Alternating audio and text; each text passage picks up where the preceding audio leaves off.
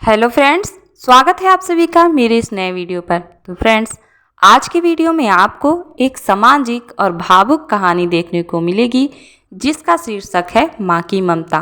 तो चलिए कहानी शुरू करते हैं।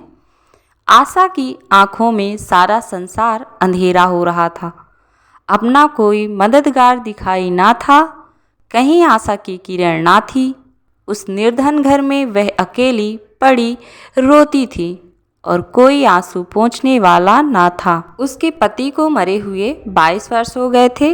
घर में कोई संपत्ति भी ना थी। उसने ना जाने किन तकलीफों से अपने बच्चे को पाल पोस कर बड़ा किया था। वही जवान बेटा आज उसकी गोद से छीन लिया गया था। और छीनने वाले कौन थे?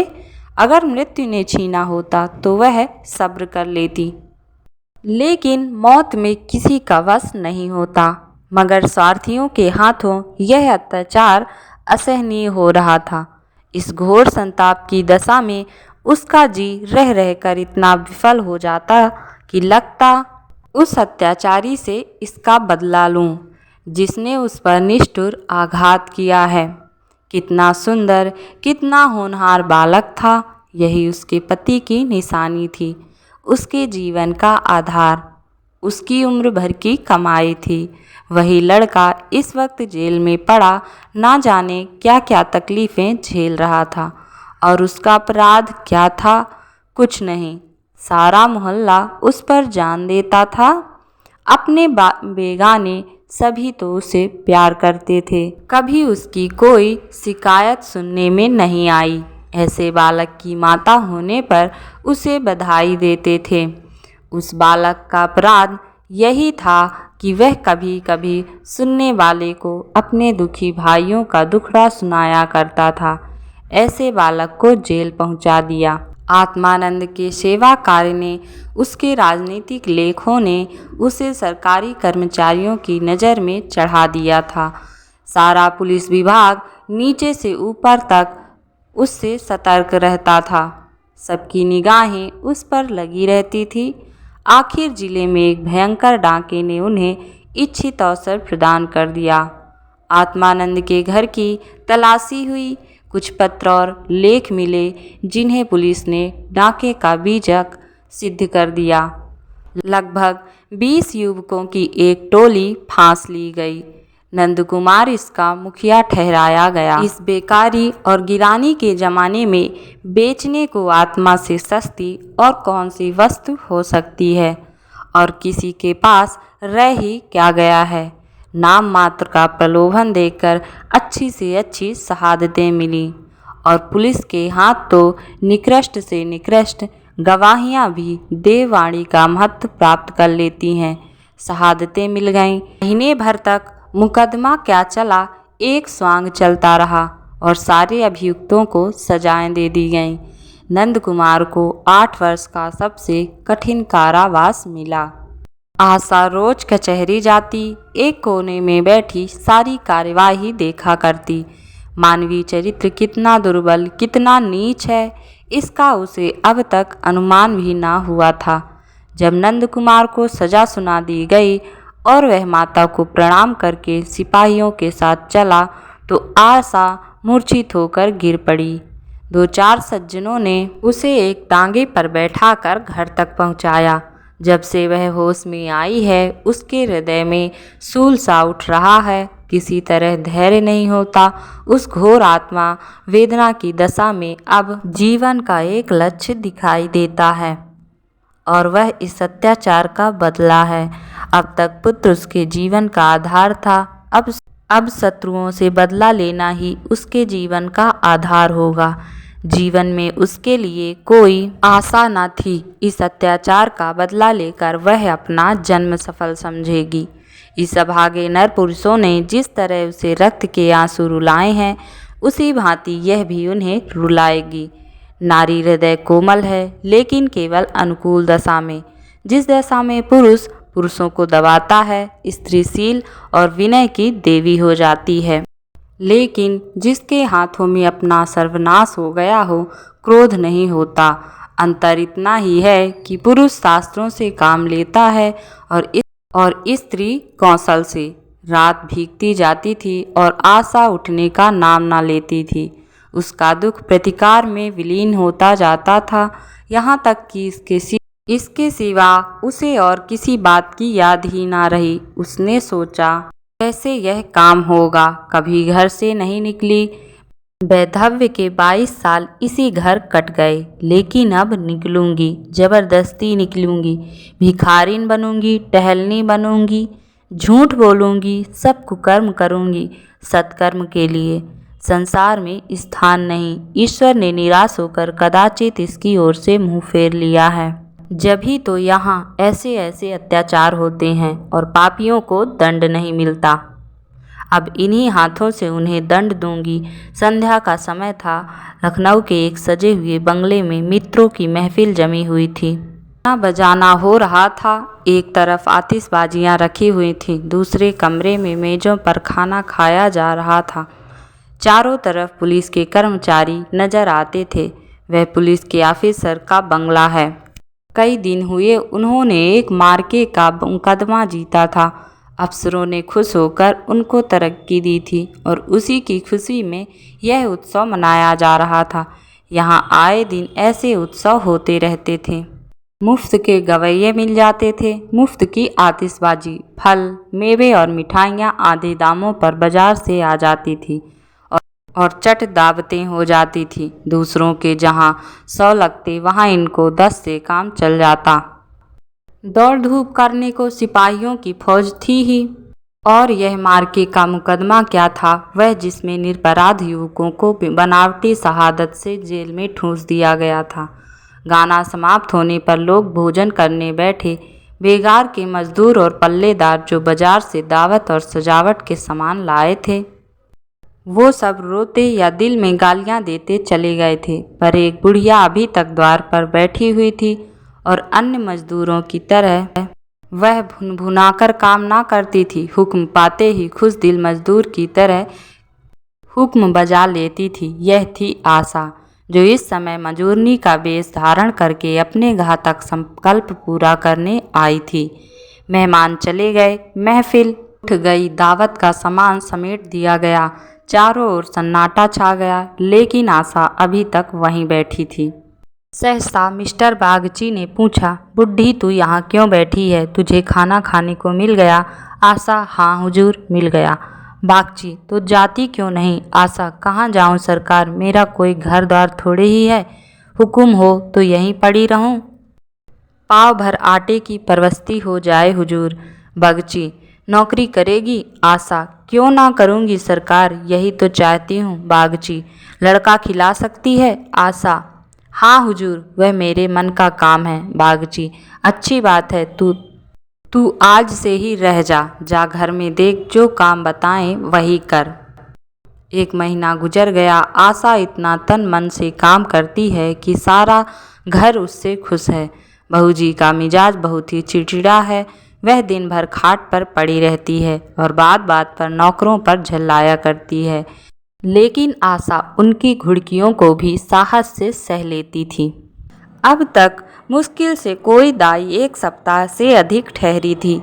आशा का कलेजा है कि जली कटी सुनकर भी मुख पर मैल नहीं आने देती। मिस्टर बागची के कई लड़के हो चुके थे, पर यही सबसे छोटा बच्चा रह गया था। बच्चे पैदा तो हष्ट पुष्ट होते, किंतु जन्म लेते ही उन्हें एक ना एक रोग लग जाता था और कोई 2-4 महीने, कोई साल भर जी कर चल देता था। माँ बाप दोनों इस शिशु पर प्राण देते थे। उसे जरा जुखाम भी हो तो दोनों व्याकुल हो जाते थे। स्त्री पुरुष दोनों शिक्षित थे, पर बच्चे की रक्षा के लिए टोना टोटका, जंतर मंतर, किसी से भी उन्हें इनकार ना था। आशा से यह बालक इतना हिल मिल गया कि एक क्षण के लिए भी उसकी गोद से ना उतरता। वह कहीं एक क्षण के लिए चली जाती तो रो रो कर दुनिया सिर पर उठा लेता। वह सुलाती तो सोता, वह दूध पिलाती तो पीता, वह खिलाती तो खेलता, उसी को वह अपनी माता समझता। आशा के सिवा उसके लिए संसार में कोई अपना ना था। बाप को तो वह दिन भर में केवल 1-2 बार देखता और समझता कि यह कोई परदेसी आदमी है। माँ आलस और कमजोरी के मारे गोद में लेकर टहल ना सकती थी। उसे वह अपनी रक्षा का भार संभालने के योग्य ना समझता था और नौकर चाकर उसे गोद में ले लेते तो इतनी बेदर्दी से कि उसके कोमल अंगों में पीड़ा होने लगती थी। कोई उसे ऊपर उछाल देता था, यहाँ तक कि अबोध शिशु का कलेजा मुंह को आ जाता था। उन सब से वह डरता था। केवल आशा थी जो उसके स्वभाव को समझती थी। वह जानती थी कि कब क्या करने से बालक प्रसन्न होगा, इसलिए बालक को भी उससे प्रेम था। आशा ने समझाया था यहाँ कंचन बरसता होगा, लेकिन उसे देखकर कितना विस्मय हुआ कि बड़ी मुश्किल से महीने का खर्च पूरा पड़ता है। नौकरों से एक एक पैसे का हिसाब लिया जाता था और बहुत सी आवश्यक वस्तुएं भी टाल दी जाती थीं। एक दिन आशा ने कहा, बच्चे के लिए कोई तेज गाड़ी क्यों नहीं मंगवा देती, गोद में उसकी बाढ़ मारी जाती है। मिसेज बागची ने कुंठित होकर कहा, कहाँ से मंगवा दूं? कम से कम 50-100 रुपये में आएगी, इतने रुपये कहाँ हैं? आशा, मालकिन आप भी ऐसा कहती हैं? मिसेज बागची, झूठ नहीं कहती। बाबूजी की पहली स्त्री से 5 लड़कियां और सब इस समय इलाहाबाद के एक स्कूल में पढ़ती हैं।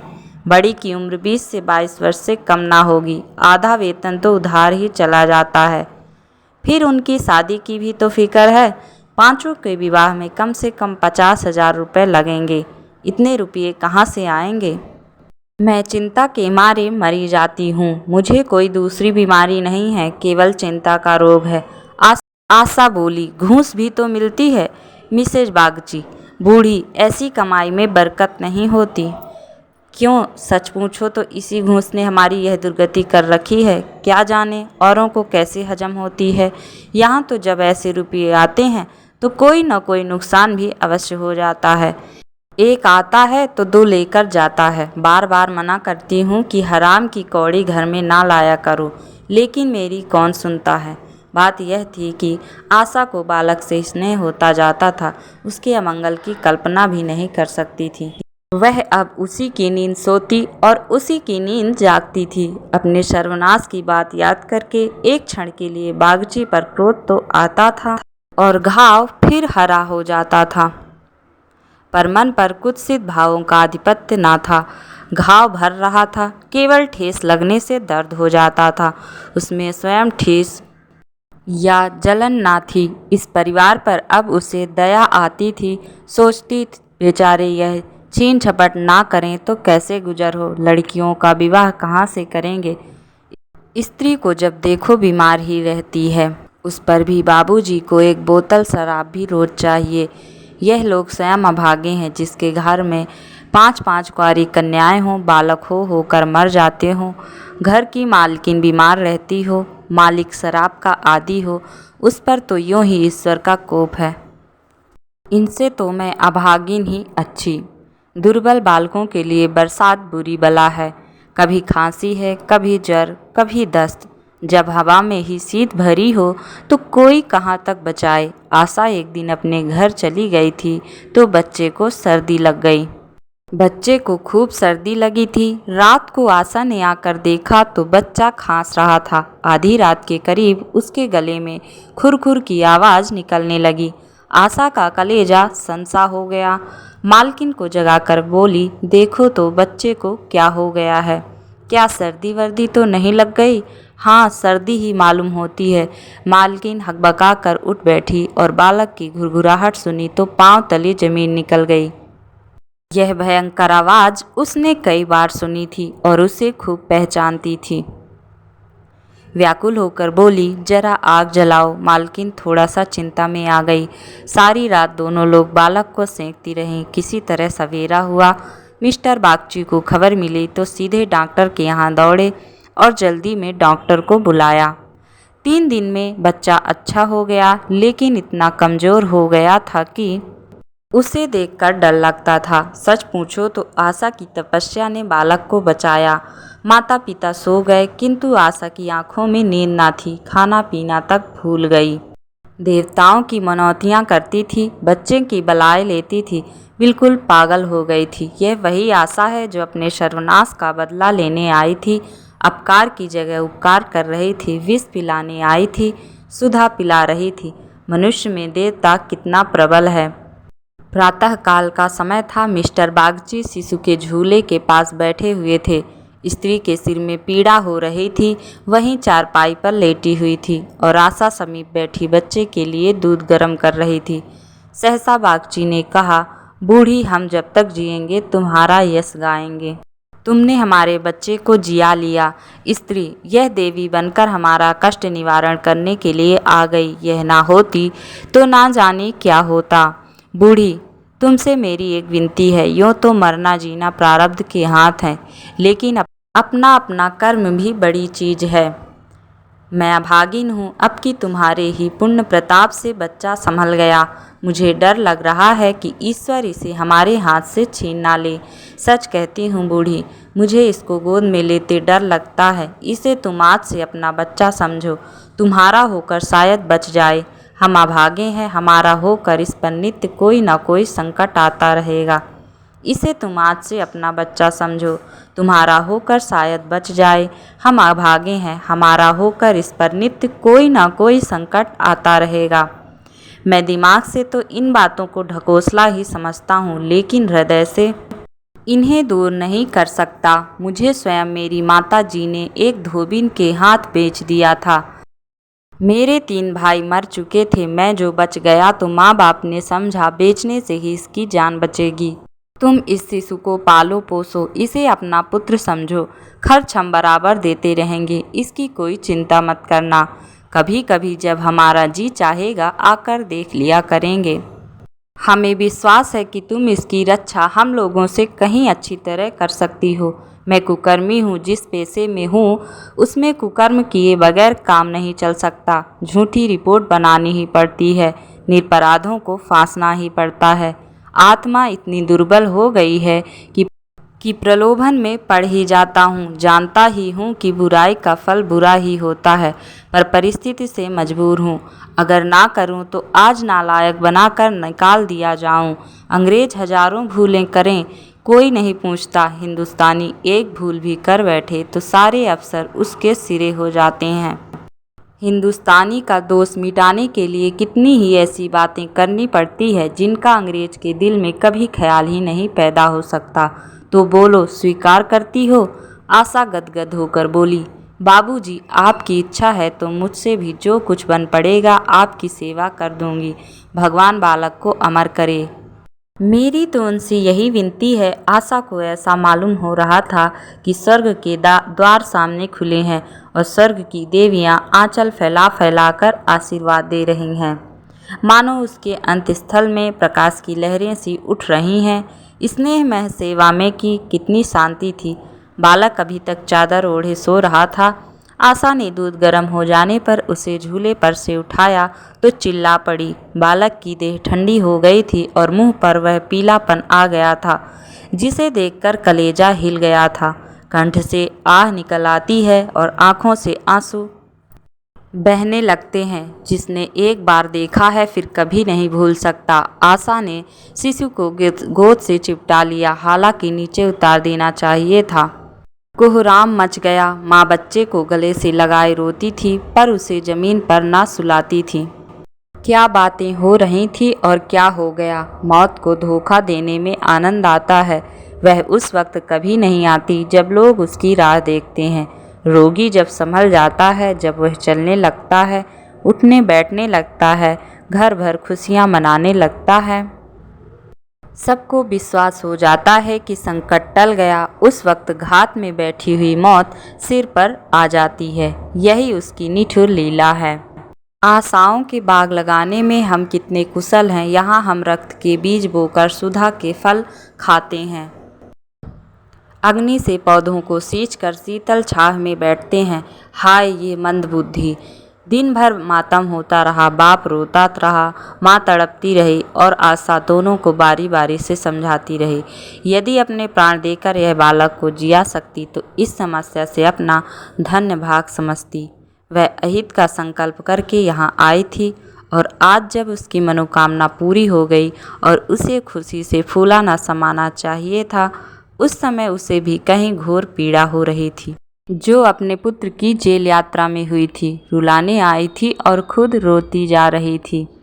माता का हृदय दया का आगार है, उसे जलाओ तो उसमें दया की ही सुगंध निकलती है, पीसो तो दया का ही रस निकलता है। वह देवी है, विपत्ति की क्रूर लीलाएं भी उस स्वच्छ निर्मल स्रोत को मलिन नहीं कर सकती। वह होती है माँ की ममता, इसे कोई नहीं पहचान सकता, ना कोई इसकी बराबरी कर सकता। और आजकल के बच्चे माँ का दिल दुखाते देर नहीं लगाते। तो फ्रेंड्स, कैसी लगी आपको ये कहानी कमेंट बॉक्स में हमें ज़रूर बताएं। और यदि आप हमारे चैनल पर नए हैं तो कृपया चैनल को सब्सक्राइब करके घंटी के निशान को क्लिक करें ताकि हमारे आने वाली वीडियो के नोटिफिकेशन सबसे पहले आप तक पहुंचते रहें।